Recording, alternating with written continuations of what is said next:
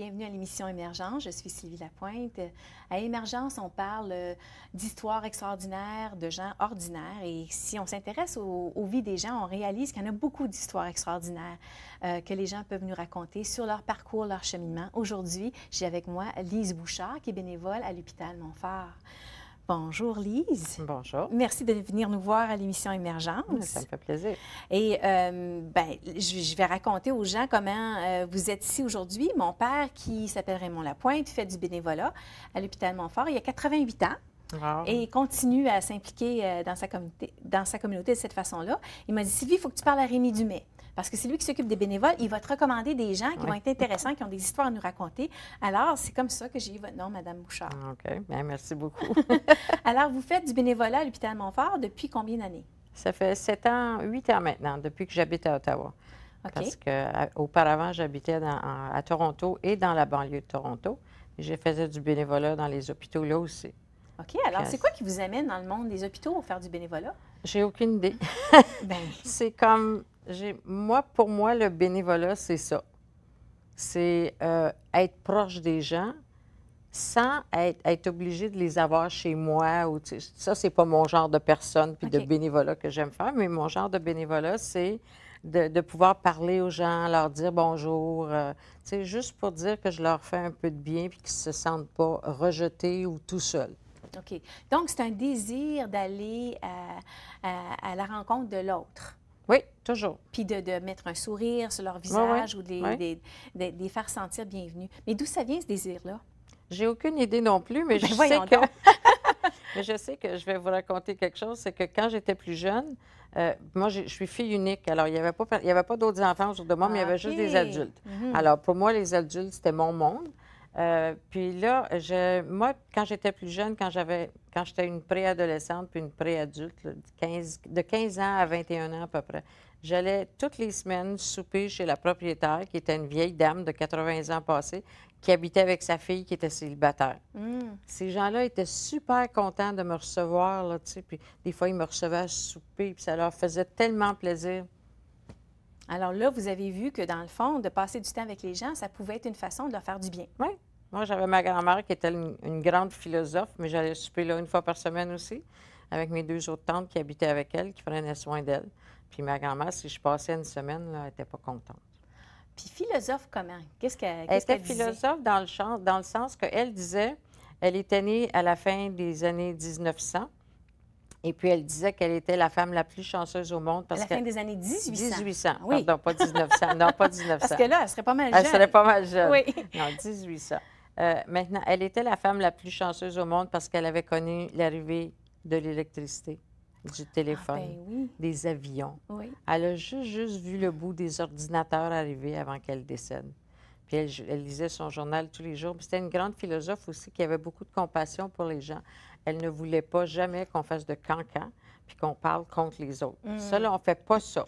Chacun fait ce qu'il a à faire. Puis même que... Ça, c'est drôle. Quand je me suis mariée, elle ne pouvait pas venir. Elle avait eu un accident. Elle s'est fait remplacer une hanche. Puis mon mari et moi, on est allés la visiter avec ma robe de mariée pour lui faire plaisir. Puis elle dit, « Monsieur, si vous ne voulez pas avoir d'enfants, c'est pas juste les femmes qui font quelque chose pour ça. » Et Elle était avant-gardiste, on parle des années 70. Oui. Oui. Alors ça, c'était ma grand-mère. Eh bien, elle était avant son temps. Ah, elle était avant son temps, puis elle était tellement bien à sa place. C'était super de l'entendre. Elle était vraiment une bonne personne. Alors, les grandes leçons de vie qu'elle vous a données?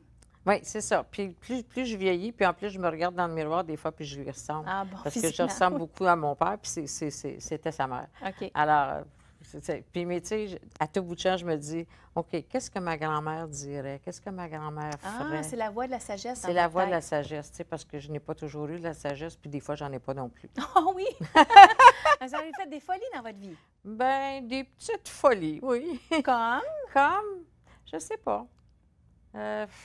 C'est une drôle de question. Je vais faire comme les gens qui sont interviewés. C'est une très bonne question, ça, madame. Ah oui, puis ça vous donne un petit peu le temps de réfléchir. Le temps de réfléchir. OK. Non, des petites folies. Ben, moi, je suis une personne qui agit sur le moment. OK. Alors, ça m'arrive des fois de décider du jour au lendemain, je change ma voiture, demain, je vais en avoir une neuve. OK. Mes amis sont comme... Sur un coup de tête comme ça, Oui, là. mais pourquoi? Bien, parce que c'était le temps. Puis, mais pourquoi tu n'as pas parlé avant, tu n'as pas posé de questions? À qui? À vous autres? Ah, vous allez me dire, ah, ça, c'est pas la bonne marque, ça, c'est pas la bonne couleur, c'est moins cher ailleurs, c'est pas bon là, le service n'est pas bon. Moi, je vais toujours. Moi, je suis une femme aussi que je suis fidèle, je vais toujours à la même place. OK. Alors, quand j'ai du bon service, c'est là que je vais. Vous leur faites confiance. Oui, oui, définitivement, oui. Donc, vous avez appris le bienfait de justement être présente à l'autre avec cette vieille dame-là qui vivait près de chez vous, puis avec votre grand-mère. Puis là, ça vous amène, puis vous étiez fait unique. Moi, je pense que ça a rapport à votre histoire, ça. Peut-être. De chercher la compagnie de l'autre. Chercher la compagnie de l'autre. Puis moi, j'étais habituée avec les adultes. Alors, j'avais aucune difficulté à m'exprimer, j'avais aucune difficulté à poser des questions. Mais ça, j'ai toujours été comme ça. Par exemple, j'ai des amis au cours de ma vie qui ont eu le cancer, puis que moi, j'étais capable de leur jaser, puis de leur dire, bon, mais si tu as quelque chose à me dire, ou je les mettais en confiance de sorte que, pas pour savoir leur histoire, puis pas pour me faire avoir pitié de la personne, mais juste parce que je sais qu'en parler, ça fait déjà beaucoup de bien. Oui, le contact humain. Le contact humain. Alors, c'est comme ça.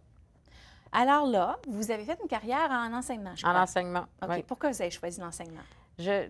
Tout d'abord, ça, c'était aussi une très bonne question. Tout d'abord, j'étais... Mais là, vous avez une réponse. Oui, là, OK. je l'ai déjà faite. OK. Je voulais faire une scientifique. J'aurais voulu faire de la recherche. Ah oui? Puis j'allais dans un couvent, puis il y a une religieuse qui est venue me voir une journée, elle dit, « Lise, toi, là, t'aimes le monde.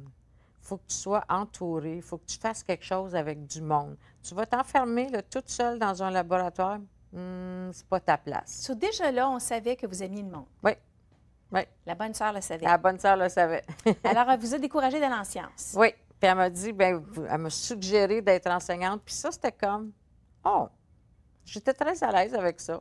Fait que j'ai fait mes études, puis j'ai commencé à enseigner. Combien de temps vous avez enseigné? J'ai enseigné dans le début des années 70 jusqu'à 2003.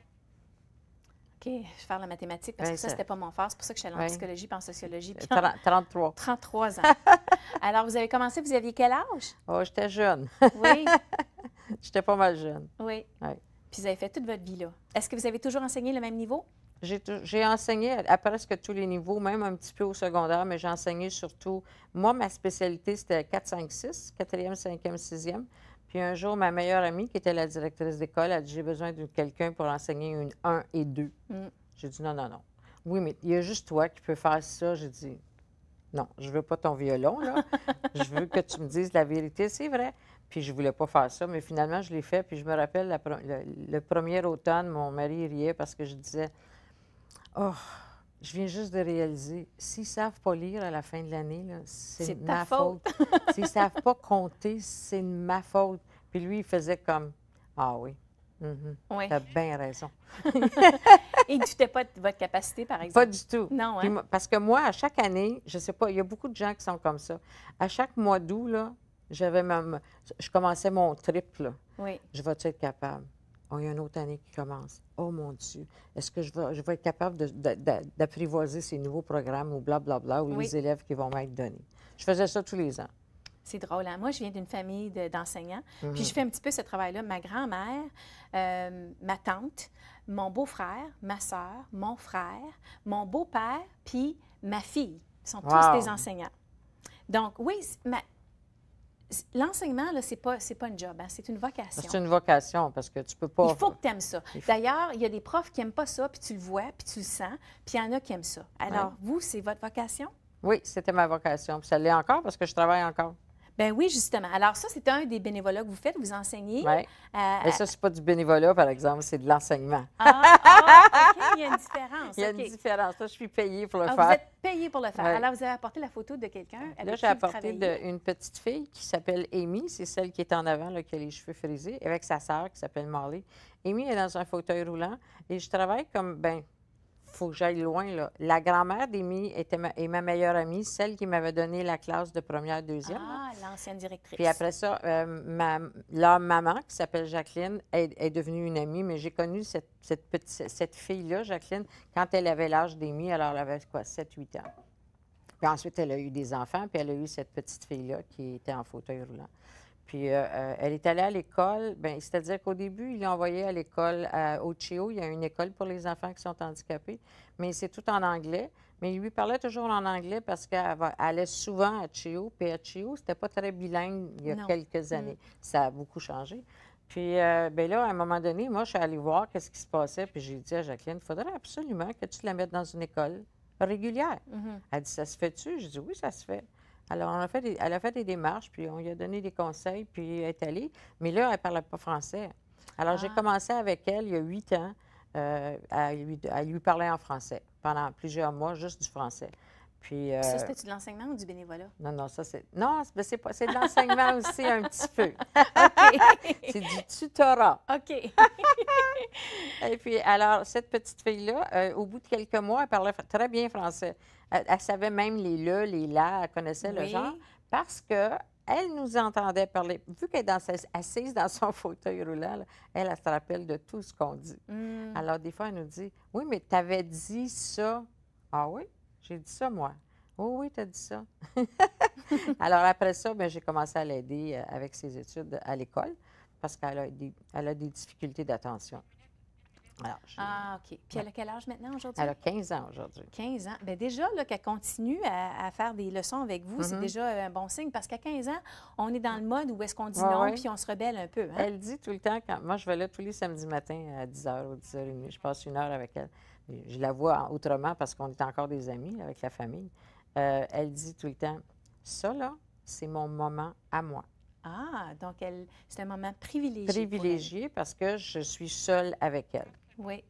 Et donc, là, il y a quelqu'un, un adulte, qui l'écoute, qui lui donne toute son attention. J'imagine un petit peu d'amour aussi. Pas mal.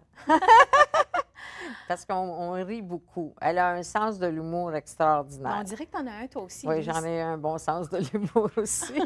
Alors, on a beaucoup de plaisir ensemble. C'est vraiment plaisant. Puis, je pense que c'est important d'avoir du plaisir dans ce qu'on fait. Puis, je pense que c'est la clé, justement, de mettre à profit ses talents puis ses forces. Hein. C'est quand on aime faire les choses. On va continuer cette conversation après la pause. OK.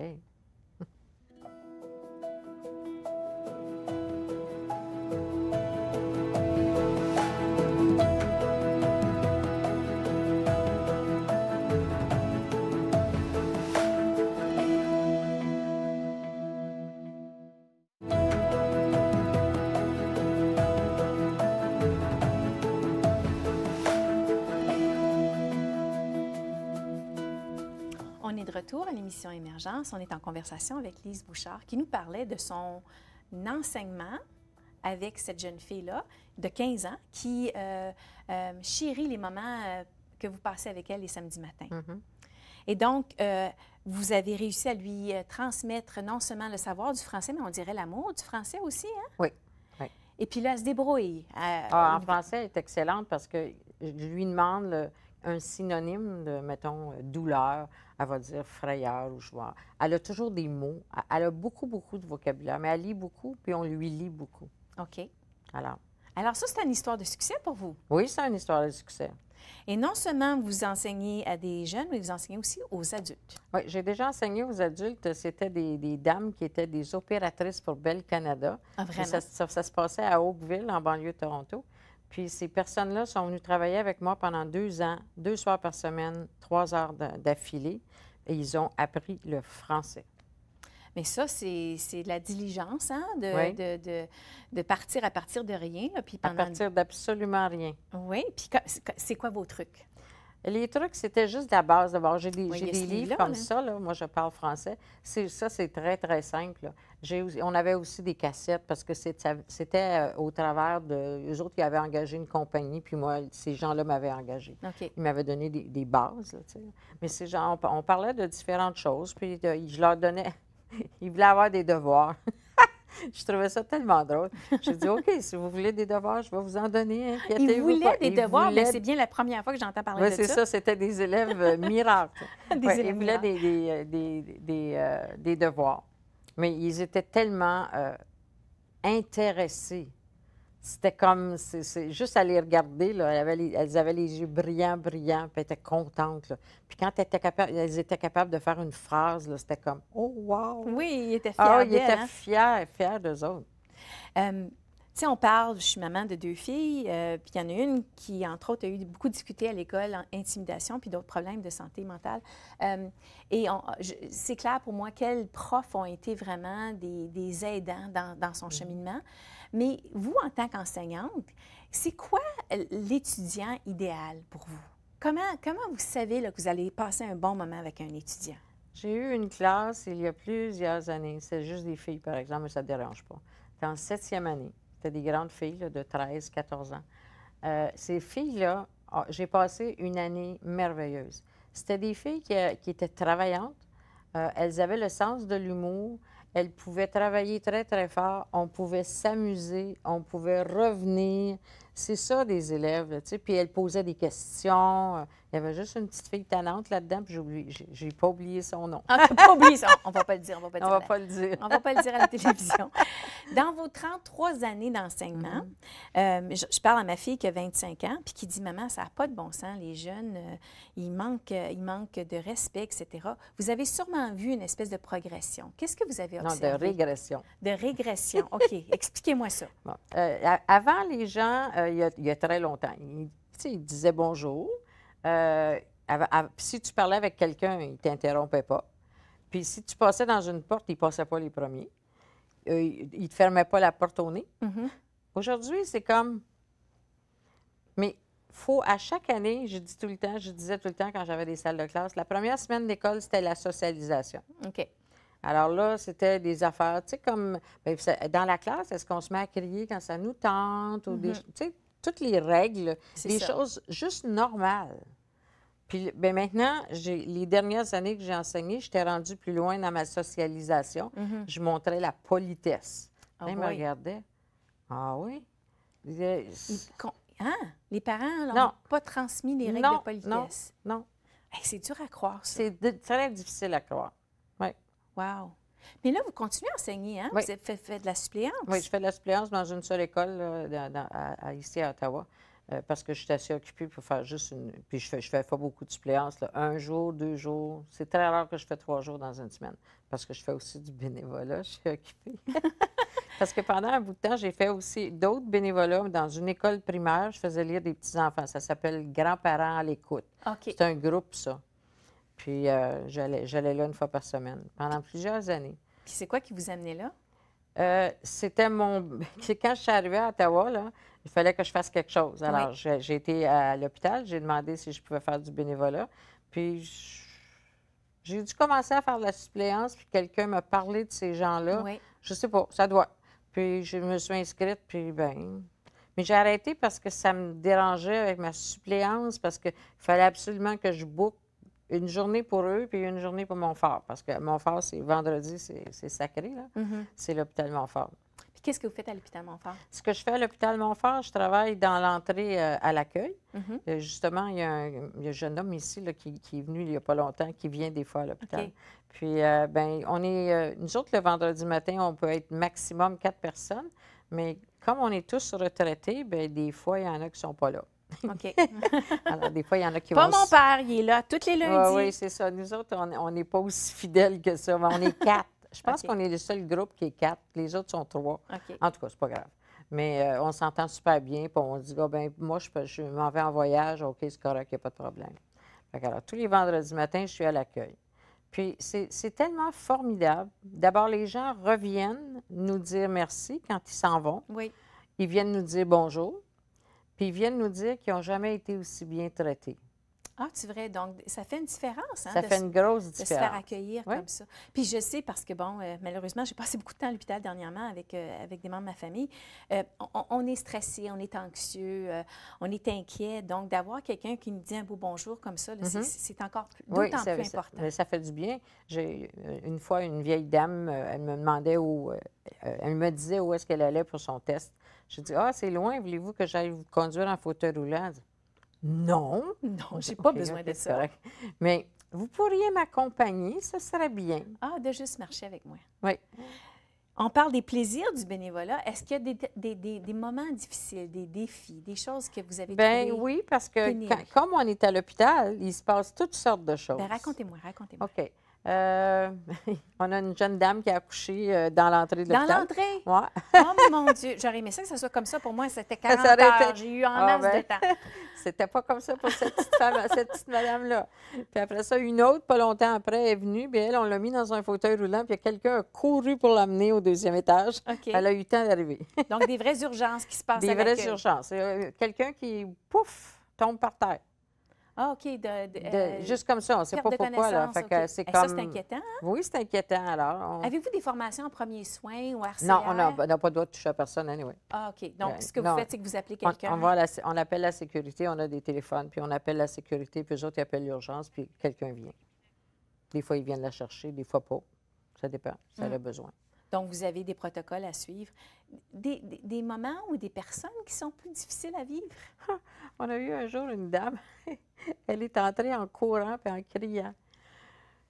Elle me disait ça en anglais. « Y a-tu quelqu'un qui peut m'aider? Y a-tu quelqu'un qui peut m'aider? » Puis elle criait. On a dit « Yes, oui, on peut vous aider. » Puis là, elle nous dit « Venez avec moi, venez avec moi. » Mais on a dit « On ne peut pas aller avec toi. Qu'est-ce que tu veux qu'on fasse? Sortir mon père et ma mère de l'auto. On ne peut pas faire ça. On n'a pas le droit. Oui. On n'a pas d'assurance pour ça. On ne touche Oui. à personne. » Mais c'est vrai que c'est tricky à l'hôpital Montfort parce qu'il faut que tu les amènes. Là, ma mère est en chaise roulante. Oui. Puis, bon, les autobus viennent, les autres voitures, puis là, tu te dépêches, tu es stressé. Oui, alors, cette dame-là, finalement, on lui a dit, prends un fauteuil roulant, sors-en un, ramène-le ici, on va le surveiller. Va chercher l'autre, on va le surveiller. OK. Les deux parents avaient des rendez-vous? Les deux parents avaient des rendez-vous. OK. Alors, elle a laissé sa voiture en plein dans l'entrée. Oui. Là, on lui a dit, mais il ne faut pas que tu restes là longtemps. Elle nous a fait un air comme, c'est pas de vos mots, juste d'affaires. Alors, elle est partie, puis elle a été là une couple d'heures. Quand elle est revenue, elle avait un billet de Elle stationnement. a laissé la voiture là tout le temps? Oui. Ben, Quand elle est voyons donc. revenue, elle avait un billet de stationnement. Là, elle est rentrée encore en éclat. C'est pas fin, ils m'ont donné un billet. On ne peut pas rien faire, nous autres, là. Oui. On essaye, mais surtout quand la personne est très fâchée, on intervient le moins possible, là. On essaye, mais on ne veut pas envenimer non plus. Alors, puis des fois, la personne a juste besoin de De ventiler. ventiler. Puis bon, mais après ça, bien, elle voulait savoir qu'est-ce qu'elle allait faire. Mais je dis, c'est la sécurité qui... Donc, il faut que vous soyez calme, hein, parce qu'il y a du monde qui ne sont pas de bonne humeur.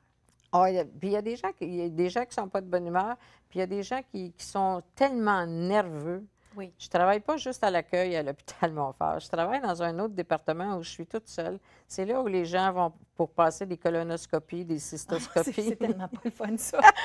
Alors, quand les gens entrent, je suis toute seule avec eux autres, qui ont des casiers, là, puis il y a Oui. 2 cabines. Je dis bonjour, comment ça va? Puis là, il faut que j'arrête de dire ça parce qu'il y a Oui, des gens ça va pas trop bien. qui me regardent et disent oh, ça va aller mieux tout à l'heure, mais là, ça va pas bien. Oui. Oh, OK. Oui. Alors, il faut que je change ma formule. Alors, je travaille là de temps en temps, mais l'été, je travaille là régulièrement. L'été, je fais un jour de plus de bénévolat. Mais je reviens à ma question Oui. du début. C'est quoi qui te motive à faire du bénévolat? On en parle souvent, nous autres, les bénévoles ensemble. On est devenus des amis. Hein. Ça fait Bien, 8 c'est ans sûr. qu'on travaille ensemble. Tous les 4. On connaît plein de monde autres, mais ceux qu'on travaille proches, on se connaît plus. On se dit, ça nous fait du bien. Mhm. Parce que, comme moi, puis une autre dame avec qui je travaille, on vit toute seule, nous autres. Nos maris sont décédés, puis on ne s'est jamais remariés, puis on n'a pas de peine. Parce que vous appréciez de vivre seul. Puis de... Oui. Oui. Ben oui. Oui. J'ai une cousine à qui... J'espère qu'il ne nous entend pas, là, lui, là. Ah, c'est correct. J'ai une cousine qui, à chaque fois qu'elle m'appelle, elle dit « Puis, as-tu un chum? » Non. Non. Je suis bien heureuse comme ça. Bien, c'est ça. Fait qu'on on parle entre nous autres, Donc, on dit oui, ça les nous relations fait sociales. du bien. Oui.